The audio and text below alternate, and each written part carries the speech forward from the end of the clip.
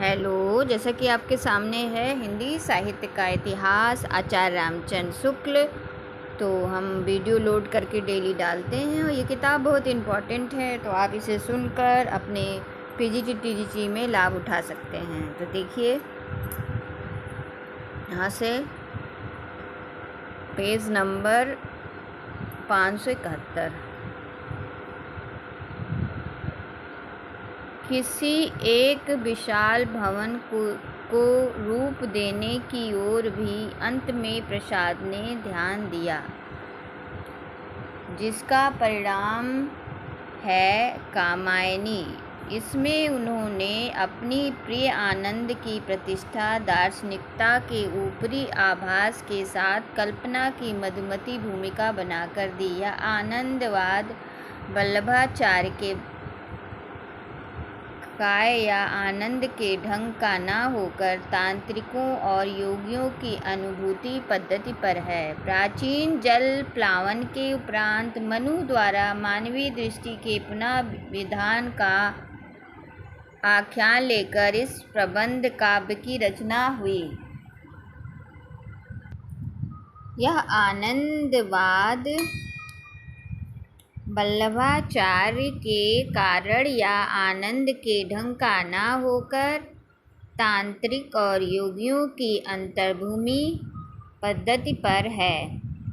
प्राचीन जल उत्प्लावन के उपरांत मनु द्वारा मानवीय दृष्टि को पुनः विधान का आख्यान लेकर इस प्रबंध काव्य की रचना हुई है। काव्य का आधार मनु का पहले श्रद्धा की, फिर इड़ा को पत्नी के रूप में ग्रहण करना तथा इड़ा की बंदनी या सर्वथा अधीन बनाने का प्रयत्न करने पर देवताओं का उन पर कोप करना। रूपक की भावना के अनुसार श्रद्धा विश्वास समन्वित रागात्मिक वृत्ति है और इड़ा व्यावसायिक आत्मिक वृद्धि।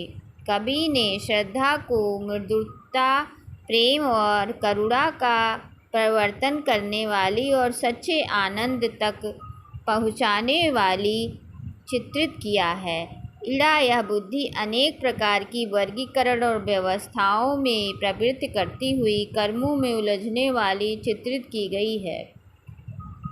कथा इस प्रकार चलती है। जब प्रयत्न के बाद मनु की नाव हिमवान की चोटी पर लगती है और मनु वहाँ चित्रग्रस्त बैठे हैं। मनु पिछली दृष्टि की बातें और आगे की दशा सोचते सोचते शिथिल और निराश हो जाते हैं। यह चिंता बुद्धिमती या मनीषा का ही रूप कही गई है, जिससे आरंभ में ही बुद्धिवाद के विरोध का किंचित आभास मिल जाता है। धीरे धीरे आधा का रमणीय उदय होता है और श्रद्धा की मनु से भेंट होती है।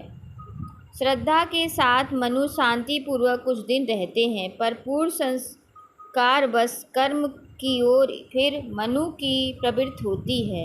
असुरी प्रेरणा से पशुहित हिंसापूर्ण काम यज्ञ करने लगते हैं, जिससे श्रद्धा को विरक्ति होती है। यह देखकर दुखी होती है और मनु अपने ही सुख की भावना में मग्न होते जा रहे हैं। उनके हृदय में सुख के साथ सब प्राणियों में प्रसार का लक्ष्य नहीं जग रहा है, जिससे मानवता का नूतन विकास होता है। मनु चाहते हैं कि श्रद्धा का सारा सद्भाव, सारा प्रेम एकमात्र उन्हीं पर स्थिर रहे, तनिक भी इधर उधर बांटने ना पाए।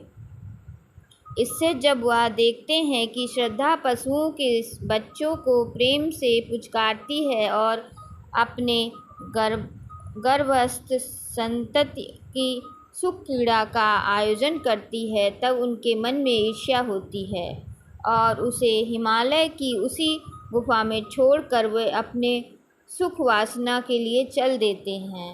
मनु उजड़े हुए सारस्वत प्रदेश में उतरते हैं, जहाँ कभी श्रद्धा से हीन होकर सुर और असुर लड़े थे, इंद्र की विजय हुई थी। वे खिन्न होकर सोचते हैं, क्या मैं भी उन्हीं के समान श्रद्धाहीन हो रहा हूँ। इसी बीच में अंतरिक्ष से काम की अभिशाप भारी बाड़ी सुनाई पड़ती है कि मनु तुम श्रद्धा को गए भूल, उस पूर्ण आत्मा विस्मयवी को उड़ा दिया समझ तूल। तुम भूल गए पुरुष मोह में कुछ सत्ता है नारी की, समरसता है संबंध बनी अधिकार और अधिकारी की। यह अभिनव मानव प्रजा सृष्टि दैता में लगी निरंतर ही बड़ों की करती रहे दृष्टि। अनजान समस्याओं ही गढ़ती रचती हो अपनी ही विनष्टि। कोलाहल कलह अनंत चले, एकांत नष्ट हो बड़े भेद। अभिलाषित वस्तु तो दूर रहे, हाँ मिले अनिश्चित दुखद खेद। प्रभात होता है मनु अपने समान एक सुंदरी खड़ी पाते, बिखरी अलके ज्यों तर्क जाल। यह विश्व मुकुट सा उज्ज्वल शशिखंड सदृश था स्पष्ट भाल। गुंजित मधुप से मुकुल सदृश यह आनन जिसमें भरा गान। वक्षस्थल पर एकत्र धरे संस्कृत के सब विज्ञान ज्ञान था। एक हाथ में कड़ कलश वसुधा जीवन रस सार लिए, दूसरा विचारों के नभ को था मधुर अभय आलम्बन दिए। यह इड़ा बुद्धि थी। इसके साथ मनु शाश्वत प्रदेश की राजधानी में रह गए।